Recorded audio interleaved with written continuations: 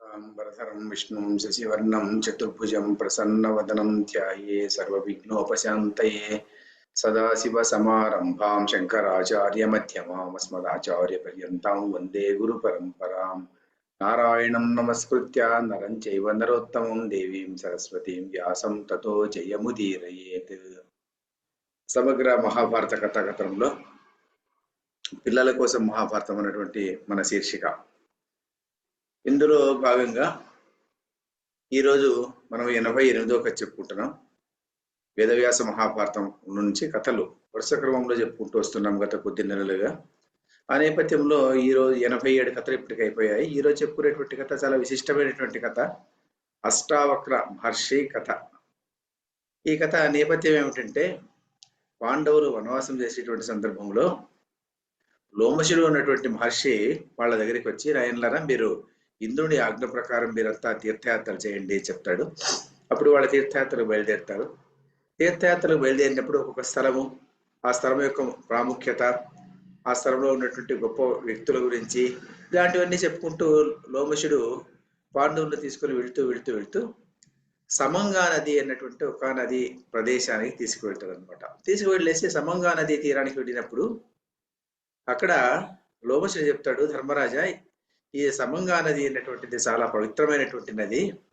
ఒకనొకప్పుడు అష్టావకుడు అన్నటువంటి మహర్షి, 8 వంకరలతో ఉన్నటువంటి శరీరం ఉన్నటువంటి ఆ మహర్షి ఈ నదిలో మునిగి సాధారణమైనటువంటి తన స్వస్వరూపాన్ని తెచ్చుకున్నాడు అని చెప్పి అతను ధర్మరాజుకి చెప్తాడు. అప్పుడు ధర్మరాజు అంటాడు, అయ్యా, ఆ అష్టావక్ర మహర్షి ఎవరు, ఆయన గొప్పదనం ఏమిటి, ఆయన పేరే ఏదో వింతగా ఉంది కదా, అష్టావక్రుడు కదా. అష్టావక్రుడు అంటే 8 వంకరలతో ఉండేటువంటి వాడు అన్నమాట. అలాంటి వాడు, అతని పేరు అలా వచ్చింది ఏమిటి, అతని కథ ఏమిటి అని చెప్పేసి ధర్మరాజు చాలా ఆతృతతో అతన్ని అడుగుతాడు. అప్పుడు ఆయన చెప్పడం మొదలు పెడతాడు. ఆ కథ నీకు చెప్తాను విను అని చెప్పేసి లోమశ మహర్షి అష్టావక్రుని కథను ధర్మరాజు చెప్తున్నాడు అనమాట. ఏమిటా కథ అనగా చాలాకాలం ముందు ఉద్దాలకుడు ఉన్నటువంటి గొప్ప మహర్షి ఉండేటువంటి వాడు. ఈ ఉద్దాలకుడి గురించి మనము భారతంలో మనకు అప్పుడే వచ్చిందనమాట. ఈ కథ ఎప్పుడు వచ్చింది మనకు, 3 శిష్యులు ఉన్నటువంటి కథ ఒకటి వచ్చింది. ఆ కథ ఏమిటి, ఆ కథలో ఏమిటంటే, అక్కడ అయోధధౌమ్యుడు ఉన్నటువంటి ఒక మహర్షి ఉంటాడు. ఆ మహర్షికి 3 శిష్యులు, అరుణి, తర్వాత వేదుడు, ఉపమన్యువు అనేటువంటి వాడు ఉంటాడు. ఆ అరుణి అనేటువంటి వాడిని ఒకసారి గురువు ఏదో పనికి నియోగించినప్పుడు ఒక నీళ్లు వెళ్లకుండా ఒక ప్రదేశం నుంచి ఇంకొక ప్రదేశానికి పోకుండా కట్టరా అంటే కట్టడానికి వీలు కాకపోయే సమయానికి అతనికి అడ్డంగా అతనికి పడుకునేసేసి ఆ బురదలోనే అలా ఉండిపోతాడు అతను. అప్పుడు గురువు వచ్చి బయటికి లేచి రమ్మన్నప్పుడు అతను లేచి తిరిగి వస్తాడు కదా. లేచి తిరిగి వచ్చినప్పుడు, అరే నీవు మట్టిని పెకిలించుకుంటూ బయటకు వచ్చావు కదా, నీ పేరు ఉద్దాలకుడు అని చెప్పేసేసి ఆ యోధధౌమ్యుడు చెప్పినటువంటి కథ మనకు భారతంలో మనకు వచ్చిందనమాట. చాలా ముందు కథలో చెప్పుకున్నాం మనము. ఆ ఉద్దాలకుడు అన్నటువంటి ఋషి ఇప్పుడు అంటే అయోధధౌమ్యుడి యొక్క శిష్యుడైనటువంటి ఉద్దాలకుడు, అతనికి ఒక కుమార్తె, ఒక కుమారుడు. కుమారుడేమో శ్వేతకేతువు. శ్వేతకేతువు అంటే సాధారణమైనటువంటి వ్యక్తి కాదనమాట. శ్వేతకేతువు మనకు పెద్ద అయిన తర్వాత అతను సాక్షాత్ సరస్వతీ దేవుని దర్శించినటువంటి మహానుభావుడు అనమాట శ్వేతకేతువు. ఆ శ్వేతకేతువు అన్నటువంటి అప్పటికి ఇంకా చిన్నపిల్లవాడు అనుకోండి. ఆ శ్వేతకేతు కుమార్తె పేరేమో సుజాత. ఆ ఉద్దాలకుడికి ఒక శిష్యుడు ఉంటాడు. ఆ శిష్యుడి పేరు ఏమిటంటే కహోడు అన్నటువంటి వాడు శిష్యుడు.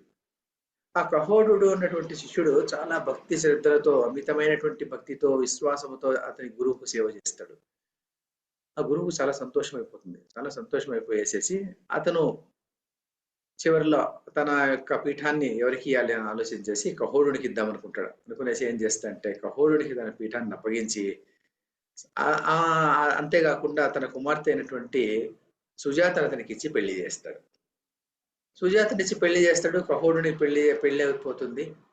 కహోడునికి అప్పటికి కహోడుని బావమరిది వచ్చేసి శ్వేతకేతువు, అంటే పెళ్ళాం యొక్క అన్న. ఈ కహోడుని భార్య అయినటువంటి సుజాతకు కొన్ని రోజులకు గర్భం ధరిస్తుంది. 9 మాసాలు జరిగిపోతుంటుంది. ఆ సందర్భంలో ఏమైపోతుందంటే, ఒకానొక రోజు ఇతని కహోడు ఉన్నటువంటి వాడు వేదాధ్యయనం చేయడంలో చాలా ప్రముఖమైనటువంటి ఉద్దండమైనటువంటి వ్యక్తి. సమయము వేళ లేకుండా అతను ఎప్పుడూ వేద పారాయణం చేసేటువంటి వాడు. అతని శిష్యులకు అందరినీ పిలిపించి పగలు రాత్రి వేద పాఠాలు చెప్పించేటువంటి వాడు. వాళ్ళకు కష్టం జరుగుతుందా, వాళ్ళు కష్టపడుతున్నారా, వాళ్ళు నేర్చుకుంటున్నారా లేదా అనే విషయం లేకుండా ఎప్పుడు ఎప్పుడు అతనికి వేదాధ్యయనం చేపిస్తూనే ఉంటాడు. ఒకరోజు ఏమైపోతుందంటే ఒక రాత్రి వేళ సాధారణంగా వేదాధ్యయనం చేయరన్నమాట. రాత్రి పడుకునేటువంటి సందర్భంలో పడుకున్న తర్వాత వేదాధ్యయనం చేయరు. కానీ ఆ పడుకున్న తర్వాత కూడా వదలకుండా శిష్యులను కూర్చోబెట్టుకునేసి వేదాధ్యయనం వాళ్ళకి చేయిస్తే అధ్యాపనం చేస్తుంటాడు అనమాట. అప్పుడు స్వరములో కొద్దిగా తప్పు పడుతుందన్నమాట. స్వరం అంటే వేదాలు పలికేటువంటి పద్ధతి ఎలా ఉంటుందంటే ఉదాత్త, అనుదాత్త, స్వరిత అని చెప్తారనమాట. ఉదాత్త అంటే కాస్త హై టోన్ అనమాట, హై పిచ్ తీసుకెళ్లడం. తర్వాత అనుదాత్త కాస్త క్రిందికి వెళ్ళడం. తర్వాత స్వరిత అంటే అదే ప్రకారం వెళ్ళడం అనమాట, ఒకే పద్ధతిలో వెళ్ళడం అనమాట. ఉదాత్త, అనుదాత్త, స్వరిత ప్రకారంగా వెళ్ళేటువంటి వేద స్వరములో కాస్త తప్పులు దొల్లుతాయి. ఎప్పుడైతే తప్పులు దొరుకుతాయో అప్పుడు ఈ కడుపులో ఉన్నటువంటి బిడ్డ అది వింటాడనమాట. వినేసి ఆ కడుపులో నుంచి తండ్రితో మాట్లాడతాడు. నాన్నగారు, ఏం మీరు చేస్తున్నటువంటిది ఏమిటి? వేదాధ్యయనం రాత్రి చేస్తున్నారు మీరు. రాత్రి చేసేటువంటి సందర్భంగా ఏమైపోతుందంటే శుద్ధమైనటువంటి ఉచ్చారణ కూడా లేకుండా పోయా, ఒకసారి గమనించండి అని చెప్పేసి కడుపులో నుంచి చెప్తాడు. ఎప్పుడైతే ఆ కడుపులో నుంచి అలా చెప్తాడో ఇతనికి కోపం వచ్చేస్తుంది అనమాట. కోపం వచ్చేసి ఇతను ఏం చేస్తా అంటే అప్పటికప్పుడు ఏదైనా అతనికి నన్ను తప్పు పడుతున్నావా నీవు అని చెప్పేసి ఇతను ఏం చేస్తా అంటే అతనికి శాపం పెట్టేస్తాడు. నా కడుపులో ఉన్నప్పుడే ఇంకా బిడ్డగా పుట్టి బయటికి రాకముందే నన్ను నన్ను ఆక్షేపిస్తున్నావు కదా నీవు, అష్టావక్రో భవ అంటాడు. అంటే 7 వంకరలతో నీవు పుడతావు అని చెప్పేసి అతన్ని శపిస్తాడు. ఎప్పుడైతే అలా చెప్పించేస్తాడో అప్పుడు పెళ్ళాం వస్తుంది. ఏమిటండి ఇలా చేశారు మీరు? మన పిల్లవాడిని మనము మీరు ఇలా అతన్ని శాపం పెట్టడము పద్ధతేనా అని చెప్పేసి ఏమంటుంది. కానీ అప్పటికి అయిపోయింది. మరి కహోరుడు పెట్టేశాడు, శాపం పెట్టేశాడు. వాపస్ తీసుకునేదానికి కుదరదనమాట. అయిపోయింది. సరే అలా జరిగిపోతూ ఉంటుంది. జరిగిపోయిన తర్వాత ఏమైపోతుందంటే 9 నెలలు అయిపోతూ ఉంటుంది. 9 నెలలు ఇతని కహోరుడు ఉన్నటువంటి వాడు చాలా బీదవాడు అనమాట. చాలా బీదవాడు అంటే అప్పటి కాలంలో బ్రాహ్మణులంతా చాలా బీదగా ఉండేటువంటి వాళ్ళు. అంటే వాళ్ళు వేరే వ్యాపారం చేసేటువంటి వాళ్ళు కాదు. పగలంతా అధ్యయనము, అధ్యాపనం చేసేటువంటి వాళ్ళు అంతే. అధ్యయనం అంటే వాళ్ళు ఋషులు చెప్పినటువంటి వేదాలు చదువుకోవడము, ఆ వేదాలను వల్లించడము, తర్వాత 10 మందికి ఆ వేదాలను చెప్పించడము, ధర్మశాస్త్రాలు చదవడము, ధర్మశాస్త్రాలు చెప్పించడము, ఇదే పని వాళ్ళకి. అంతేగాని వేరే వ్యాపార సంబంధితమైనటువంటి విషయాలు అలాంటివి చేసేటువంటి వాళ్ళు కాదనమాట. రాజ్యాలు చేసేటువంటి వాళ్ళు కాదు. అందువల్ల వీళ్ళు చాలా పేదరికంలో ఉండేటువంటి వాడు. ఎవరైనా ఏమన్నా పెడితే తినేటువంటి వాడు. అంతేగాని అతనిగా అంటూ సంపాదన అంటూ ఏమీ లేదనమాట. మరి బిడ్డ పుట్టేటువంటి సందర్భంలో బిడ్డ పుట్టిన తర్వాత ఏదో కొద్ది ఖర్చులు ఉంటుంది కదా! మరి గింజలు, గిట్టలు అలాంటివన్నీ కావాల్సి వస్తుంది. మరి ఇతని దగ్గర ఏమీ లేదు. అప్పుడు పెళ్ళాం ఇతని దగ్గరికి వచ్చి అంటుంది, మనకు 9 నెలలు అయిపోయి వస్తున్నాయి. ఎప్పుడైనా బిడ్డగా పుట్టేటువంటి సందర్భం ఉంది. మన ఇంటిలో చూస్తే ఏమీ ధాన్యం లేదు, ఏమీ లేదు. మరి మీరు ఇలా ఉంటే ఎలా? మీరు ఎప్పుడు వేదాలు చదువుకుంటూ ఉంటే ఎలా జరుగుతుంది? మీరు వెళ్ళండి, ఎక్కడైనా సంపాదించుకొని రండి అని చెప్పేసి ఆమె అంటుంది. అప్పుడు ఈయన సరే అంటాడు. సరే ఎక్కడికి వెళ్ళాలో ఆలోచన చేస్తాడు. అప్పుడు జనక మహారాజు ఉన్నటువంటి మహారాజు రాజ్యాన్ని పరిపాలన చేస్తుంటాడు. జనక మహారాజు. ఆ జనక మహారాజు దగ్గరికి వెళ్దాము. జనక మహారాజు దగ్గరికి వెళ్తే జనక మహారాజు దగ్గర ఏదైనా మనము సంపాదన చేసుకోవచ్చు. మరి ఆ జనక మహారాజు చాలా విద్వత్ అతను. వేదాంతముదంతా వినేటువంటి వాడు అతను. అలాంటి వ్యక్తి దగ్గరికి వెళ్తే ఏదైనా మనకు లభించేటువంటి అవకాశం ఉంటుంది అని చెప్పేసి జనక మహారాజు సభకు అతను వెళ్తాడు. ఎవరు? కహోరుడు వెళ్తాడు. ఎప్పుడైతే కహోరుడు అక్కడికి వెళ్తాడో అక్కడ అతనికి తెలుస్తుంది అనమాట.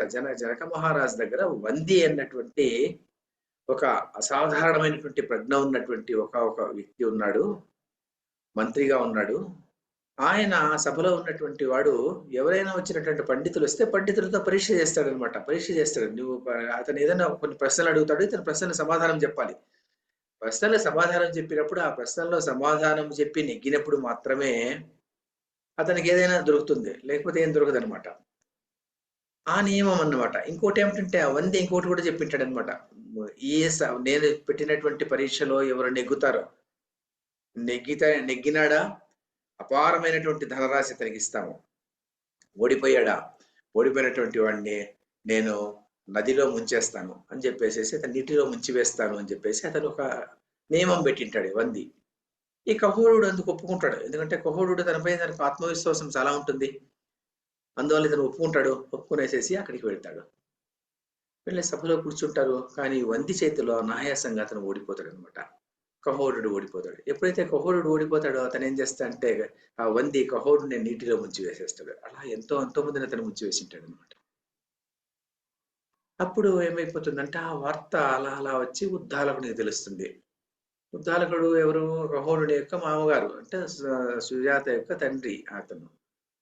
ఆయన సుజాత దగ్గరికి వచ్చి, అమ్మా, ఇక మనకు మీ భర్త అయినటువంటి కహోరుడు ఇక రాడు, చాలా దూరం వెళ్ళిపోయాడు వాడు. వాడు వచ్చేటువంటి అవకాశం లేదు ఇంకా. నీకు పుట్టబోయేటువంటి బిడ్డ పుడుతున్నాడు కదా, వాడికి కనీసం తండ్రి లేడు అన్నటువంటి విషయం చెప్పడం వద్దు. వాడు అలాగే ఉండని, వాడు అలాగే పెంచి పెద్ద చేద్దాం మనమంతా కలుసుకునేసి అని చెప్పేసి అతడు ఆమెకు సలహా చెప్తాడు. ఆమె ఇంకేమంటుంది పాపం, సరే అంటుంది. ఆ ఉద్దాలకుడు బిడ్డ పుడతాడు. బిడ్డ పుట్టంగానే ఆ 7-8 వంకరలతో వాడు పుడతాడు. అంటే కన్ను ఒక రకంగా ఉంటుంది, చెయ్యి ఇలా వంగిపోయి ఉంటుంది, కాలు ఇంకొక రకంగా వంగిపోయి ఉంటుంది, చెవి ఒకటి ఉంటే ఒకటి ఉండదు. అయినా 8 వంకరలతో వాడు పుట్టింటాడు అనమాట. వాడిని ఆమె పెంచి పెద్ద చేసుకోవాలి. మరి ఎక్కడికి వెళ్తుంది ఆమె పాపము? అందుకు ఉద్దాలకుడు, ఇక్కడే ఉండమ్మా, నేనే చూసుకుంటాను ఈ బిడ్డను, నా బిడ్డ మా దగ్గర నేను చూసుకుంటానమ్మా అని చెప్పేసేసి అతను ఆ బిడ్డను సొంత బిడ్డలాగా చూసుకుంటుంటాడు. ఈ బిడ్డ కూడా పెరిగి పెద్ద అవుతుంటాడు. పెరిగి పెద్ద అయ్యేటటువంటి వాడు ఇతడేమనుకుంటాడు, ఈ అష్టావక్రుడు ఆ ఉద్దాలకుడే తన తండ్రి అనుకుంటాడు, శ్వేతకేతువే తన అన్న అనుకుంటాడు. కానీ ఈ ఈ ఉద్దాలకుడు ఉన్నటువంటి వాడు తన తాత అన్నటువంటి విషయం అతనికి తెలియదు. ఆ శ్వేతకేతు తన మామ అన్నటువంటి విషయం అతను అనుకోడు. అతని తాత ఇతను మా అన్న అనుకుంటుంటాడు అనమాట. అతని తండ్రి తన అన్న అనుకుంటుంటాడు. అనుకునేసేసి వాళ్ళ దగ్గర అలా పెరిగి పెద్దవాడైపోతుంటాడు. అన్ని వేదాలన్నీ అతనికి వచ్చేస్తుంటుంది. 12 సంవత్సరాలకంతా సకల వేదాలు, సకల శాస్త్రాలు అవలీలగా పోసిన పట్టేటువంటి శక్తి, సామర్థ్యము, ఆ ధారణా శక్తి అష్టావక్రుడికి సంక్రమిస్తుంది. ఆ సందర్భంలో ఒకరోజు ఏం చేస్తా అంటే 12 ఏళ్ల వయసు అతనికి. 12 ఏళ్ల వయసులో ఉన్నప్పుడు అతను ఒకరోజు ఉద్దాలకుడి యొక్క తొడ మీద కూర్చొని ఉంటాడనమాట. కూర్చొని ఉన్నప్పుడు శ్వేతకేతు అక్కడికి వస్తాడు. శ్వేతకేతువుకి ఎందుకు ఆ రోజు, శ్వేతకేతువుకు ఇతనికి ఒక 4-5 సంవత్సరాలు భేదం ఉంటుందంతే. శ్వేతకేతువు తెలుసు, ఎవడు ఈ అష్టావకుడు తన తండ్రి, ఇతను ఉద్దాలకుడు తండ్రి కాదు అన్నటువంటి విషయం తెలుసు అనమాట. నువ్వు లేరా, నువ్వు పక్కకు పద, నేను కూర్చోవాలి మా నాన్న తొడ మీద అంటాడు. నేను కూర్చుంటాను అంటాడు. ఇతను ఎవరు అష్టావకుడు. అతను నీ తండ్రి కాదు, నా తండ్రి అంటాడు.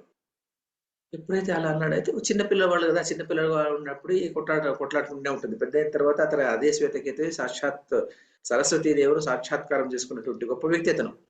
అయినప్పుడు కూడా చిన్న వయసులో ఉన్నప్పుడు చిన్న చిన్న కొట్లాటలు ఉంటుంది కదా, ఆ కొట్లాటలు జరిగినప్పుడు అతను అలా చెప్పినప్పుడు ఇతను అష్టావకుడు తన తల్లి దగ్గరికి వచ్చి తల్లి తోడుతాడు. అమ్మా, ఏమిటిది, అన్న అయినటువంటి శ్వేతకేతువు ఇలా అంటున్నాడు అంటాడు.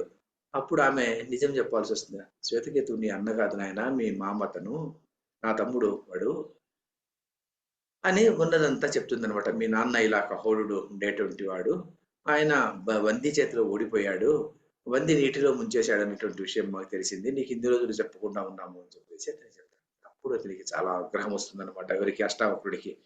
మా నాన్నని ఇలా చేశాడా, మా నాన్న ఇలా చేసినటువంటి వాడిని నేను జయించి వస్తాను అని చెప్పేసి అతను బయలుదేరేసి ఏం చేస్తాడంటే శ్వేతకేతువు దగ్గరికి వెళ్ళి శ్వేతకేతువుని కూడా పిలుచుకునేసి, వాళ్ళకి కక్ష అంటూ ఏం లేదు, చిన్నపిల్లలు ఉన్నప్పుడు చిన్న చిన్న చిన్న తగాదు అంతే కదా, అందువల్ల తను శ్వేతకేతువుని కూడా తీసుకునేసేసి మేమిద్దరం వెళ్ళొస్తాము అని చెప్తారు. వీళ్ళు కూడా ఆశీర్వదిస్తారు, వెళ్ళిరండి.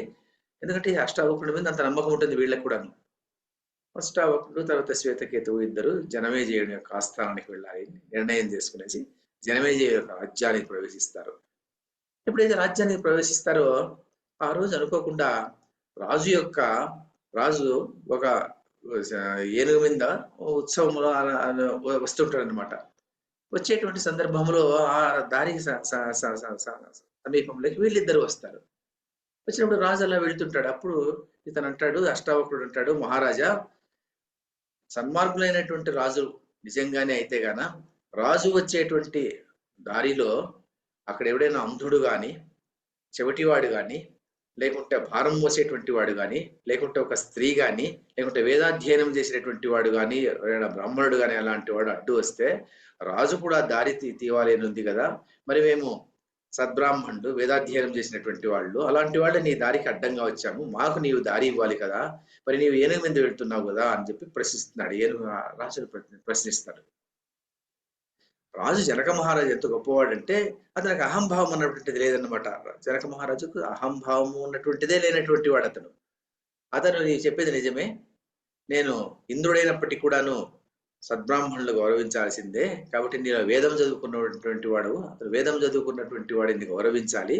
కాబట్టి నేను కూడా నిన్ను గౌరవిస్తాను అని చెప్పేసి దారి వదులుతాడు.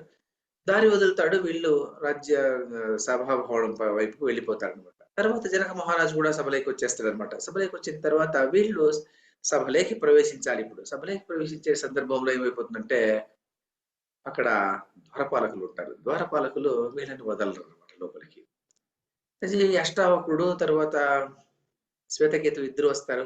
వచ్చి మేము సభలోకి వెళ్ళాలనుకుంటున్నాము, వందితో మేము పోటీ చేయాలనుకుంటున్నాము, మాతో వదలండి అంటారు. ద్వారపాలకులు అంటారు, మీరు చిన్నపిల్లవాళ్ళు, ఇక్కడ పెద్దలు మాత్రమే లోపలికి వెళ్ళడానికి అర్హులు.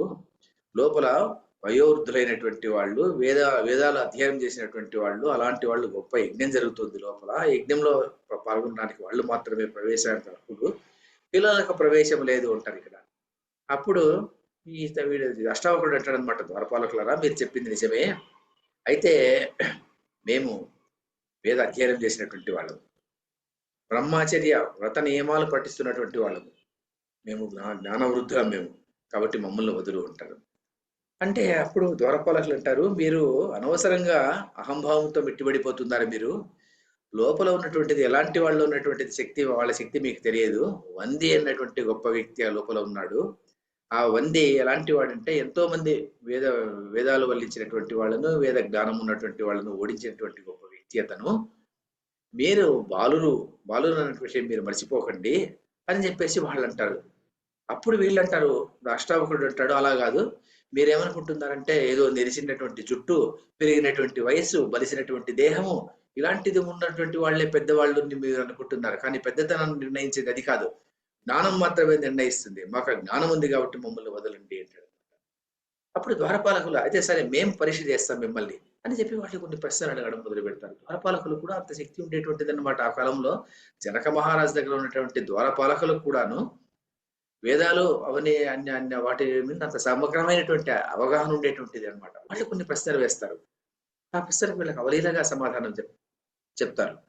అప్పుడు ఆ ద్వారపాలకులు సరే మీరు ఇక్కడ ఉండండి, మేము మహారాజుని అడిగి వస్తాము అని చెప్పేసి మహారాజు దగ్గరికి వెళ్తారు. మహారాజు దగ్గరికి వెళ్ళి, అయ్యా మహారాజా, మీకు ఆ మీ ఉత్సవం జరిగినప్పుడు ఇద్దరు పిల్లలు కనిపించారు కదా, ఇద్దరు పిల్లలు 12 ఏళ్ళ వయసు వాడు ఒకడు, ఒక 15-16 సంవత్సరాల వయసు ఉన్నటువంటి వాడు ఇంకొకడు ఉన్నాడు కదా, వాళ్ళిద్దరూ ఇప్పుడు సభలోకి రావాలనుకుంటున్నారు. మేము వేసిన ప్రశ్నలకంతా అవలీలగా సమాధానం చెప్పారు వాళ్ళు. చూస్తుంటే ఉద్దండ పండితులు ఉన్నట్టుగానే ఉంది వాళ్ళను. మీరు అనుమతిస్తే ప్రవేశపెడతాము, లేకుంటే లేదంటారనమాట. జనక మహారాజు అంటాడు, మరి సభలోకి ప్రవేశపెట్టద్దండి, నేను ఇక్కడ ఉంటాను, నా దగ్గరికి ప్రవేశపెట్టండి అని చెప్పి జనక మహారాజు పక్కకు వచ్చి నిల్చుకుంటాడు అనమాట. అప్పుడు వీళ్ళిద్దరు లోపలికి వెళ్తారు. జనక మహారాజు దగ్గరికి వెళ్తారు. అప్పుడు జనక మహారాజుతో వీళ్ళు అంటారు, మేము సభలోకి వెళ్ళాలనుకుంటున్నాము, ఇక్కడ పక్కన మాట్లాడడం మాకు ఇష్టం లేదంటారు అనమాట. అప్పుడు జనక మహారాజు, మీకు తెలియడం లేదు, ఆ వంది అన్నటువంటి గొప్ప వ్యక్తి నా ఆస్థానంలో ఉన్నాడు. పెద్ద పెద్ద విద్వాంసులే అతనికి తలలు వంచినటువంటి వాళ్ళు తలలు పట్టినటువంటి వాళ్ళు, వేదవాద రతులైనటువంటి వాళ్ళు అతన్ని ఎదిరించి వాదించి ఓడిపోయినటువంటి వాళ్ళుగా మిగిలిపోయారు వాళ్ళందరూ. మిగిలిన వాళ్ళందరూ సూర్యోదయం అయిపోతే నక్షత్రాలు ఎలా కనపడకుండా పోతాయో అలాగే వంది ప్రవేశించగానే మిగిలిన వాళ్ళ యొక్క కాంతి అంతా తేజో విహీనమైపోయింది. అలాంటి వందితో మీరు పోటీ చేయాలనుకుంటున్నారు కదా, అది కుదరదు, ఒక్కసారి ఆలోచన చేసుకోండి అంటాడు. ఇప్పుడు వీళ్ళంటారు, మహారాజా మీరు చాలా తప్పుగా అర్థం చేసుకుంటున్నారు. ఇన్ని రోజులు గెలిచింది వేరే అతను, ఇన్ని రోజులు మాతో సమానమైనటువంటి వ్యక్తులతో ఎదురుగా నిలిచి ఉండకపోయి ఉండవచ్చు. కానీ ఇప్పుడు మేము వచ్చాము, మాకు ఆత్మస్థైర్యం ఉంది, మాకు విజ్ఞానం ఉంది, మేము అతనితోనే వాదిస్తాము అంటారు వీళ్ళు. అప్పుడు ఈయనంటాడు, అయితే నేను కొన్ని ప్రశ్నలు అడుగుతాను, మీకు సమాధానమేనా అంటాడు. అడగండి, తప్పేముంది అంటారు వాళ్ళు. అప్పుడు ఈయన కొన్ని ప్రశ్నలు అడగడం మొదలు పెడతాడు అనమాట. ఆయన అంటే, కళ్ళు మూయకుండా నిద్రించేది ఏది అంటే చేప చెప్తారనమాట. పుట్టిన తర్వాత కూడా చలించకుండా ఉండేది ఏది, మరి గుడ్డు చెప్తారనమాట. హృదయం లేనిది ఎవరికి, హృదయం లేనిది ఎవరికి, రాతికి హృదయం లేదు మహారాజా అంటారు.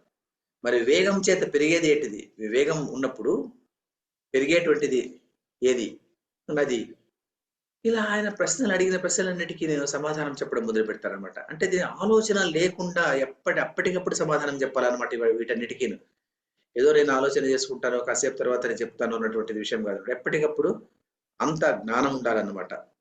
ప్రశ్న అడిగినటువంటి ప్రశ్నలకన్నిటికీ అలా సమాధానం చెప్తారు. అప్పుడు ఈయనకు ఆశ్చర్యమవుతుంది. ఓహ్! వీళ్ళు బాలురైనప్పటికి కూడా జ్ఞానవృద్ధులు అనుకుంటాడు. అనుకునేసి వాళ్లకు సభలోకి ప్రవేశానికి అతనికి అనుమతిస్తాడు. సభలోకి వస్తారు వీళ్ళు. సభలోకి వచ్చిన తర్వాత వంది ప్రవేశిస్తాడు. వంది ప్రవేశించగానే వీళ్ళు వందితో మేము నీతో వాగ్వాదం చేయాలనుకుంటున్నాము. నీతో ఓడించాలనుకుంటున్నాము అని చెప్పేసి తమ అభిప్రాయాన్ని వీళ్ళు వ్యక్తం చేస్తారు. అప్పుడు వంది అంటాడు, ఎంతో మంది నా దగ్గరికి వచ్చి ఓడిపోయారు. ఇంకొకసారి ఆలోచన చేసుకోండి అంటాడు. అదంత అవసరం లేదు. శక్తి ఉంటే మాతో పోరాడండి అంటారు వీళ్ళు. సరే జనకుడు అనుమతిస్తాడు. అప్పుడు వాదన ప్రారంభమవుతుంది. ఆ వాదన ఎలాంటి వాదన అంటే అక్కడ వచ్చినటువంటి వాదన ఒకరు ఒక సంఖ్యని చెప్తే ఆ సంఖ్యని గురించి వీళ్ళు కొన్ని వస్తువులు చెప్పాలన్నమాట. ఉదాహరణకు 4 అని ఒకరంటే ప్రతివాది ఏం చెప్పాలి? 4 వర్ణాలు, 4 పదాలు అని ఇలా 4 వేదాలు ఇలా 4తో వచ్చేటువంటి విషయాలన్నీ చెప్పాలన్నమాట. 5 అంటే పంచాగ్నులు, పంచనదాలు ఇలా చెప్పుకుంటూ వెళ్ళాలి. సప్త అంటామనుకోండి, 7 అంటామనుకోండి, సప్త గ్రామ్య పశువులు, సప్త వన్యమృగాలు, సప్త ఛందస్సులు, సప్త ఋషులు, సప్త ఉపచారాలు ఇలా చెప్పుకుంటూ వెళ్ళాలన్నమాట. 9 అంటే నవద్వారాలు ఇలా ఏదో 9తో వచ్చేటువంటి వస్తువులను 10, 15 వస్తువులు చెప్పాలన్నమాట. ఇలాంటి పోటీ అన్నమాట. మరి 1 ఒకరంటే ఆ 1 మీద వచ్చేటువంటి వస్తువులన్నీ. 2 అంటే 2 మీద వచ్చేటువంటి వస్తువులు. 3 అంటే 3 మీద వస్తువులు. ఇలా చెప్పుకుంటూ వస్తుంటారనమాట.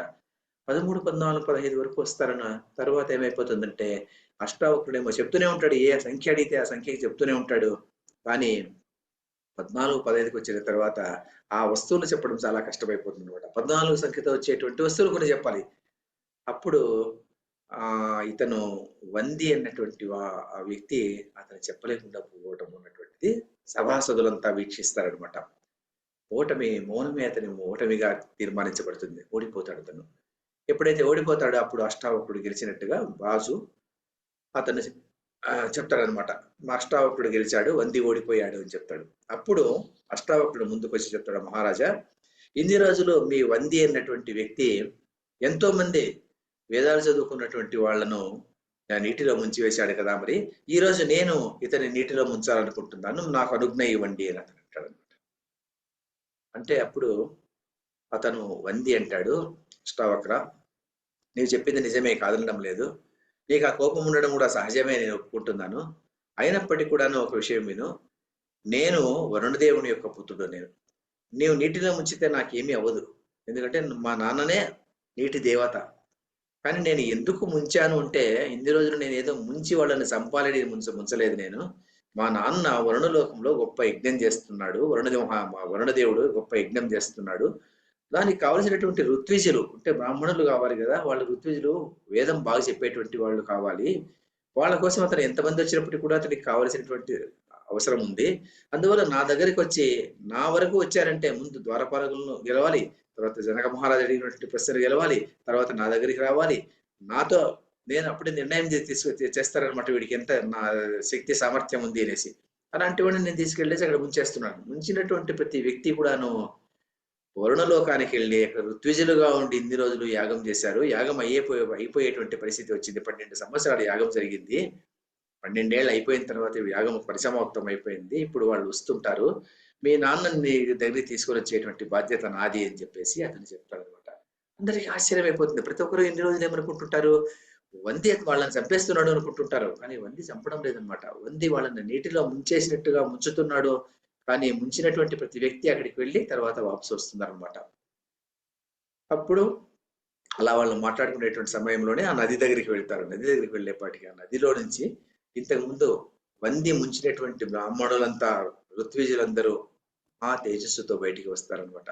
అందులో కహోరుడు కూడా ఉంటాడు. కహోరుడు తన కుమారులను చూస్తూనే గుర్తిస్తాడనమాట. ఎందుకంటే వంకరలతో పుట్టింటాడు కదా, వీడిని వచ్చి కౌగులించుకునేసి నాన్న నీవు నీవు చేసినటువంటి కృషి ఫలితంగా నేను మళ్ళీ మామూలు మనిషి అయ్యాను కదా అని చెప్పేసేసి అతన్ని కౌగిలించుకునేసేసి తర్వాత ఏం చేస్తా అంటే మహారాజు దగ్గరికి వచ్చి మహారాజుతో చెప్తాడు, మహారాజా చూడండి, పుత్రుడు అంటే మనం ఏదైనా మంచి కార్యాలు చేసి, మంచి యజ్ఞ యాగాదులు చేసి ఇలాంటి పుత్రుడిని సంపాదించుకోగలిగితే, ఇలాంటి పుత్రుని వల్ల మనకు మళ్ళీ మనకు పునీతం జరుగుతుంది కదా, మనకు మంచి జరుగుతుంది కదా అని చెప్పేసి అతను చెప్పి ఆ కొడుకును పిలుచుకొనేసి బయటికి వస్తూ నాయన, ఇక్కడ ఒక నది ఉంది చూడు, దీని పేరు సమంగా నది అంటారు. ఈ నదిలో నీవు స్నానం చెయ్యి, నీ అష్ట వంకరలు వెళ్ళిపోయి స్వస్వరూపం నీకు వస్తుంది అని చెప్తాడు అనమాట.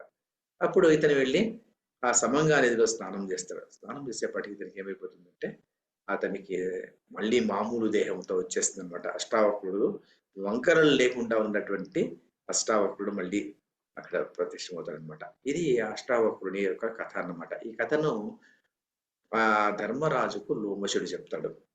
ఈ అష్టావక్రుడి కథ ఇంకా చాలా ఉందన్నమాట. బ్రహ్మ వైవర్తన పురాణంలో చాలా కథ ఉందన్నమాట. అష్టావక్రుడు తర్వాత ఏమయ్యాడు, అష్టావక్రుడిని పెళ్లి ఎలా చేసుకున్నాడు, అష్టావక్రుడు స్వర్గలోకానికి వెళ్ళి అక్కడ ఇంద్రలోకంలో వెళ్ళి అక్కడి నుంచి బ్రహ్మలోకానికి వెళ్ళి అక్కడ అదంతా ఎలా జరిగింది, చాలా కథ ఉంది. అష్టావక్రుడి కథ చాలా ఉంది. కానీ మహాభారతంలో రాసినటువంటి కథ ఇంత మాత్రమే రాశారు కాబట్టి మనం కూడా ఇంత మాత్రానికి, ఎందుకంటే మహాభారతం కథలు మాత్రమే మనం చెప్పుకుంటున్నాం కాబట్టి అష్టావక్రుడి కథ ఇక్కడ ముగిద్దాం మనం కూడాను.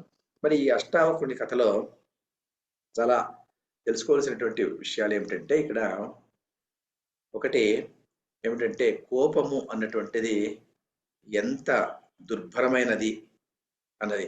తన కోపమే తన శత్రువు, తన శాంతమే తనకు రక్ష, దయ చుట్టంబో, తన సంతోషమే స్వర్గము, తన దుఃఖమే నరకం అంటూ తథ్యము సుమతి అని చెప్పి సుమతి కర్తం అని చెప్తారనమాట. కోపము ఉన్నటువంటిది ఎలా ఉంటుందంట అంటే, ఆ కోపంలో మనం ఏమైనా మాట్లాడితే ఆ మాట్లాడినటువంటి పరిస్థితి ఎలా ఉంటుంది అనేది, కహోడు ఉన్నటువంటి అతను తన కుమారునికే శాపం పెట్టినటువంటి సందర్భం అన్నమాట. తప్పు చేసింది ఎవరు? కహోడు తప్పు చేశాడు.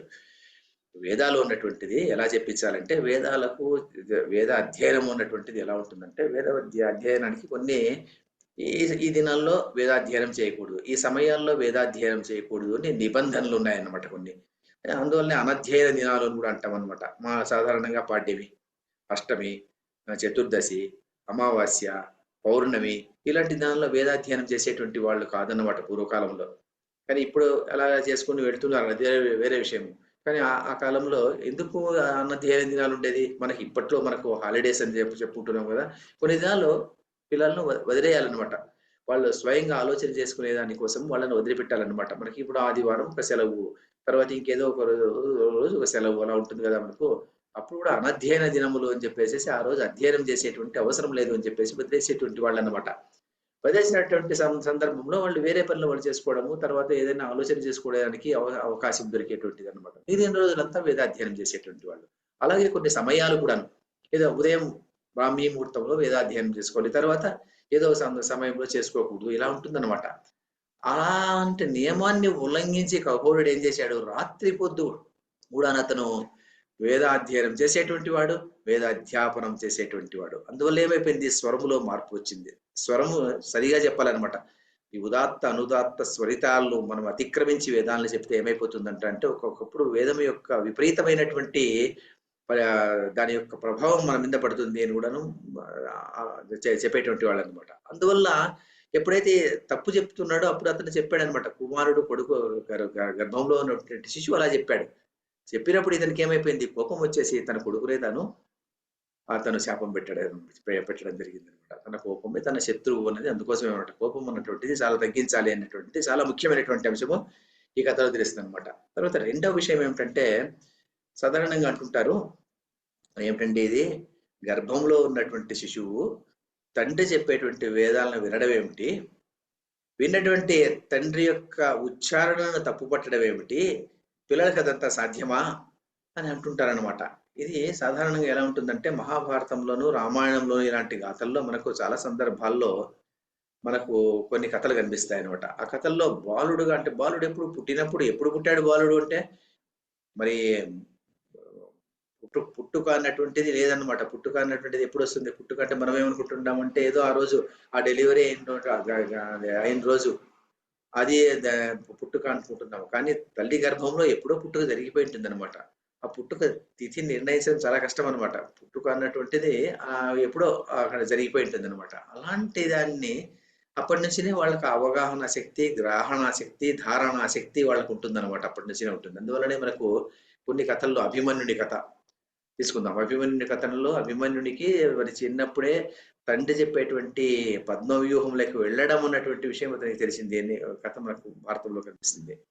అలాగే హిరణ్యకశిపుడి కుమారుడైనటువంటి ప్రహ్లాదుడు లీలావతి యొక్క గర్భంలో ఉన్నప్పుడే నారదుడు చెప్పేటువంటి ఆ విష్ణు భక్తి అంతా అతనికి అలవాటు పడింది అని మనం కథలో చెప్పుకుంటాం అనమాట. ఇలాంటి కథలు మనకు చాలా కథలు మనకు భారతంలో తర్వాత వేరే ఇది రామాయణంలోను తర్వాత పురాణాల్లోనూ కనిపిస్తుండేటువంటి కథలు అన్నమాట. ఇవి కథలుగా కాదనమాట. వీటి మీద సమగ్రమైనటువంటి ఒక పరిశోధన చేయాల్సినటువంటి అవసరం కూడా చాలా ఉందన్నమాట. ఎందుకంటే ఇలా చేసేటువంటి సందర్భం అందువల్లనే గర్భిణీ స్త్రీలకు ఏం చేస్తారంటే ఆయుర్వేద ప్రకారము మాసానుమాస గర్భిణీ పరిచర్య అని చేస్తుంటారనమాట. మాసానుమాస గర్భిణీ పరిచర్య అంటే ప్రతి మాసంలోనూ అంటే 9 నెలల్లోనూ ఒక్కొక్క నెలలో ఒక్కొక్క పరిచర్య చేస్తుంటారనమాట. ఒక నెలలో కేవలం సంగీతం, ఒక నెలలో కేవలము మంచి మంచి కథలు, రామాయణ భారతాదుల కథలు, ఒక నెలలో ఇంకొకటి ఇలా చేస్తుంటారనమాట. అది మాసానుమాస గర్భిణీ పరిచర్య అన్నటువంటిది చాలా ప్రధానమైనటువంటి అంశము ఆయుర్వేదంలో మనకు కనిపిస్తుంది అనమాట. అందువల్ల ఏమైపోతుందంటే అలా చేసేటువంటి సందర్భంలో ఆ కడుపులో ఉన్నటువంటి బిడ్డ అందువలనే గర్భిణీ స్త్రీలకు మనకు వైలెన్స్ సీన్స్ అంటాం కదా, అంటే చాలా క్రూరంగా ఉన్నటువంటిది అలాంటి వస్తువులను కానీ వినడం కానీ చూడడం కానీ చేయకూడదు అని చెప్తుంటారు అనమాట. అందువలనే వాళ్ళు అలాంటి మంచి వాతావరణంలో వాళ్ళు ఉంటే పుట్టేటువంటి బిడ్డలు కూడా మంచిగా పుడతారు, సత్వర కూడా ప్రధానుడై ఉన్నటువంటి బిడ్డలు పుడతారు అన్నటువంటిది ఈ కథలో ఉన్నటువంటి మరొక ముఖ్యమైనటువంటి అంశం అనమాట. అంటే పిల్లలు తల్లి గర్భంలో ఉన్నప్పుడు గర్భిణీ స్త్రీలు పాటించవలసినటువంటి నియమాలు అన్నటువంటిది చాలా ముఖ్యమైనటువంటి విషయం ఉన్నటువంటిది ఈ కథలో వరకు రెండవ విషయంగా తెలుస్తుంది అనమాట. మూడవ విషయం ఏమిటంటే ఈ ఇతను అష్టావక్రుడు తర్వాత శ్వేతకేతువు వెళ్ళేటువంటి సందర్భంలో రాజు రావడం కనిపిస్తుంది అనమాట. అప్పుడు అతను రాజుతో అంటాడు, అంధస్య పంథ బధిరస్య పంథాః స్త్రియ పంథ ఆరవాహస్య పంథాః ఇవన్నీ చెప్తూ వస్తారనమాట. అంటే అందులో గుడ్డివాడు, చెవిటివాడు, తర్వాత ఇలాంటి వాళ్ళు స్త్రీలు, తర్వాత భారవాహం బరువును మోసేటువంటి వాళ్ళు, ఇలాంటి వాళ్ళు బ్రాహ్మణులు, ఇలాంటి వాళ్ళు సాధారణంగా దారి మీదకి వచ్చినప్పుడు, రహదారి మీదకి వచ్చినప్పుడు రాజు వస్తుంటే రాజు వీళ్లకు దారి ఇవ్వాలి అని చెప్పేసి చెప్తాడనమాట. అది చెప్పడం అన్నటువంటిది ఏమిటంటే అప్పుడు విద్వాంసులకు అంతటి గౌరవం ఉండేటువంటి సమాజం అన్నమాట. మహాభారత సమయంలో విద్వాంసులకు అంతటి గౌరవం ఇచ్చేటువంటి వాళ్ళు అనమాట. బ్రాహ్మణుడు అంటే కేవలం బ్రాహ్మణుడు సాధారణమైనటువంటి జన్మతో వచ్చినటువంటి బ్రాహ్మణుడు కాదనమాట. అందువల్ల ఏం చెప్తారంటే జన్మనా జాయతే శూద్ర కర్మణా జాయతే ద్విజః వేదజ్ఞానేషు విప్రాణం బ్రహ్మజ్ఞానంతో బ్రాహ్మణ అంటారు అనమాట. అంటే జన్మతో ప్రతి ఒక్కడు శూద్రుడే, పుట్టినటువంటి వాడు ప్రతి ఒక్కడు శూద్రుడుగానే ఉంటాడు. కానీ చేసేటువంటి పని ఎలాంటి పని చేస్తున్నాడు దాన్ని బట్టి ద్విజుడుగా మారుతాడు. వేదం చదివినటువంటి వాడు మాత్రమే విప్రుడు. తర్వాత అంతేకాకుండా బ్రహ్మజ్ఞానం ఉన్నటువంటి వాడు బ్రాహ్మణుడు, అంటే ఆత్మజ్ఞానము తెలిసినటువంటి వాడు బ్రాహ్మణుడు. అంతేగాని జన్మ పుట్టుక అన్నటువంటిది ఒక వ్యక్తి యొక్క వర్ణాన్ని నిర్ణయించదు అని చెప్పేటువంటి కథ మనకు తెలిసింది అనమాట. అంటే మహాభారతం సమయంలో అలా అనుసరించేటువంటి వాళ్ళు. అందువల్ల అలాంటి బ్రహ్మ జ్ఞానం ఉన్నటువంటి బ్రాహ్మణుడు అంటే వేద జ్ఞానము ఉన్నటువంటి వాడు, వేదాలు ధర్మశాస్త్రాలు అధ్యయనం చేసినటువంటి వాడు, తర్వాత ఆత్మతత్వాన్ని తెలుసుకున్నటువంటి వాడు. ఆత్మతత్వం తెలుసుకున్నటువంటి వాడు అంటే వేరే వాళ్ళ మీద అతనికి కోపము, లోభము, మోహము, మదము, అలాంటివి ఏమి అరిషడ్వర్గాలు ఏమీ లేనటువంటి వాడు. అలాంటి వాడు బ్రాహ్మణుడిగా గుర్తించేటువంటి వాళ్ళు. అంతేగాని అలాంటి వ్యక్తి విద్వాంసులు ఎదురొచ్చినప్పుడు మహారాజు సైతం అతనికి దారి వదలాలి అన్నటువంటిది ఆ కాలంలో ఉండేటువంటిది అనమాట. అందువల్ల ఇతను ఎప్పుడైతే అలా చెప్తాడో రాజు కూడాను, జనక మహారాజు రాజరిషి, అతనికి తెలిసినటువంటి వాడు, ఈ విషయాలన్నీ తెలిసినటువంటి వాడు. అందువల్ల అతనికి వాడికి దారి ఇస్తాడనమాట. దారి ఇచ్చిన తర్వాత వీళ్ళు లోపలికి వెళ్ళడం జరుగుతుంది. అంతేగాని ఏదో బ్రాహ్మణులకు గొప్ప పీట వేశారు అన్నటువంటిది మహాభారతంలో ఎప్పుడు చెప్పలేదు అనమాట. ఇది పుట్టుకతో వచ్చినటువంటి బ్రాహ్మణులు కాదు, కానీ జ్ఞానంతో వచ్చినటువంటి బ్రాహ్మణులకు మాత్రమే ఆ విలువ అన్నటువంటి విషయం ఈ కథలో తెలుస్తుంది అనమాట. తర్వాత వీళ్ళు ప్రవేశించడానికి వెళ్తారు కదా, సభలోకి ప్రవేశించడానికి వెళ్ళేటప్పుడు ద్వారపాలకులతో కొన్ని ప్రశ్నలు, జనక మహారాజుతో కొన్ని ప్రశ్నలు, తర్వాత వందితో కొన్ని ప్రశ్నలు. చూడండి ఎలా ఉంటుందో. అంటే ఏమిటంటే ఇక్కడ ఈ వాద ప్రతివాదాలు అన్నటువంటిది మన సంస్కృతిలో అంత గొప్పగా ఇమిడిపోయాయి అన్నమాట. ఒక వ్యక్తి యొక్క గొప్పతనం కానీ ఔన్నత్యాన్ని కానీ గుర్తించేది ఎలా అంటే ఏదో డబ్బు అలాంటిది కాదనమాట. ఆ వ్యక్తి యొక్క గుణగణాలు, ఆ వ్యక్తి యొక్క ధారణా శక్తి, అదే జ్ఞానం అన్నమాట. జ్ఞానానికి అంత విలువ ప్రాధాన్యం అన్నమాట. ఆర్గ్యుమెంటేటివ్ ఇండియన్ అన్నటువంటి బుక్ లో అమర్త్య సేన్ రాస్తారనమాట.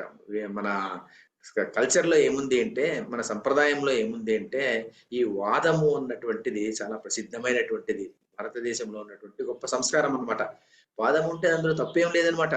తప్పు చేసినటువంటి వాడిని, ఏదైనా తప్పు ఉంటే ఒక ఒక వస్తువును తీసుకున్నప్పుడు గుడ్డిగా నమ్మేటువంటి వాళ్ళు కాదన్నమాట. వాదం చేసేటువంటి వాళ్ళు అనమాట. వాద ప్రక్రియ ఉంది కదా, వాద ప్రక్రియ అన్నటువంటిది, ఆ ధారణా శక్తి, వాద ప్రక్రియ ఇలాంటి వాటికి భారతదేశము పెట్టిన పేరు ఉన్నటువంటిది అనమాట. అలాంటి దాని ఇలాంటి ఉండేటువంటి సంస్కారము, సంస్కృతి ఉన్నటువంటి దేశం మన దేశం ఉన్నటువంటిది ఈ అష్టావక్ర చరిత్రలో మనకు కనిపిస్తుంది అనమాట. ఇది ఇదో విషయం అనమాట. తర్వాత చివరిగా ఇంకొక విషయం ఏమిటంటే, అష్టావక్రుడు వందిని ఓడించేస్తాడు. ఓడించిన తర్వాత బయటికి వస్తాడు. వచ్చిన తర్వాత ఏం చేస్తారంటే, ఆ తండ్రి కహోరుడు ఏం చెప్తా అంటే, నాయన అష్టావక్ర, నీవు నన్ను ఉద్ధరించినావు, నీవు ఈ నదిలో స్నానం చేయను ఆయన, నీ సమంగా నది దగ్గర స్నానం చేయించాడు అన్నటువంటి విషయం మనం చెప్తామన్నమాట. సమంగా నది ఏమిటిది? సమంగా నది ఎక్కడ ఉంది అంటే, సమంగా నది అనేటువంటిది ఇప్పుడు ఆఫ్ఘనిస్తాన్ లో ఉన్నటువంటి ప్రదేశం అన్నమాట. ఆఫ్ఘనిస్తాన్ లో ఉన్నటువంటి ఒక నది. ఆ సమంగా నదిలో రస ఔషధులు ఉన్నాయి అని చెప్పేసి ఇప్పటికి కూడా అనుకుంటారు అనమాట. రస ఔషధులు అంటే ఏమిటంటే, తర్వాత ఆయుర్వేద శాస్త్రం ప్రకారమే సుమారు 68 రస ఔషధాలు ఉన్నాయంట. అందులో సమంగా అన్నటువంటి ఒక రస ఔషధి ఉంది కదా, ఆ రస ఔషధికి చాలా గొప్ప ప్రాధాన్యత ఉందంట. దానివల్ల శరీరంలో ఉన్నటువంటి రుగ్మతలు, తర్వాత చర్మానికి వచ్చినటువంటి రోగాలు ఇలాంటివన్నీ నాశనం అయిపోతాయి అని చెప్పేసి ఆయుర్వేద శాస్త్రం చెప్తుంది అనమాట. అందువల్ల సమంగా అన్నటువంటిది ఒక రస ఔషధి అన్నమాట. ఈ సమంగా నదిలో ఆ రస ఔషధులు ఎక్కువ ఉన్నాయి అన్నటువంటి విషయం మహాభారతంలో ప్రస్తావించారనమాట. మరి ఆ సమంగా నది ఇప్పుడు ఆఫ్ఘనిస్తాన్ లో ఉంది. ఒకప్పుడు అఖండ భారతదేశంలో ఉన్నటువంటి ప్రదేశం ఇప్పుడు ఆఫ్ఘనిస్తాన్ గా మారిపోయింది. మరి ఆఫ్ఘనిస్తాన్ లో ఆ సమంగా, అంగాలను సమం చేసేటువంటిది అనమాట. కాబట్టి ఆ సమంగా నది వెళ్ళి అక్కడ పరిశోధన చేసేటువంటి విషయము కొన్ని సైంటిస్టులు లాంటి వాళ్ళు దాన్ని చేపట్టాలి, అంతేగాని చేపట్టి అది నిజము, ఆ నిజాన్ని బయటికి తీయాలన్నమాట. తీస్తే అప్పుడు మహాభారతాన్ని యొక్క ఔన్నత్యాన్ని ఇంకా మనం ముందుకు తీసుకెళ్లేటువంటి వాళ్ళగా అవుతాం అన్నటువంటి విషయము మనకు ఈ అష్టావక్రుడి చరిత్రలో కనిపిస్తుంది అనమాట. ఇన్ని విషయాలు ఉన్నటువంటి అష్టావక్ర చరిత్ర ఇది. ఈ అష్టావక్రుడు గొప్ప ఋషి. ఈ ఋషి గురించి ఉన్నటువంటి కథ ఇంకా చాలా ఉంది. బ్రహ్మవైవర్తన పురాణం తీసుకొని చదివితే మనకు ఆ కథ అంతా కనిపిస్తుంది అనమాట. మరి ఆ కథని ఇప్పుడు నేను చెప్పడం లేదు. మరి ఈ కథ నేను ఇంతటితో ముగిస్తున్నాను. వచ్చే కథ మళ్ళీ ఏం జరుగుతుందో మళ్ళీ చూద్దాం అనమాట. కాయేన వాచా మనసేంద్రియైర్వా బుద్ధ్యాత్మనా వా ప్రకృతే స్వభావాత్ కరోమి యద్యత్ సకలం పరస్మై నారాయణాయేతి సమర్పయామి. సర్వం శ్రీకృష్ణ.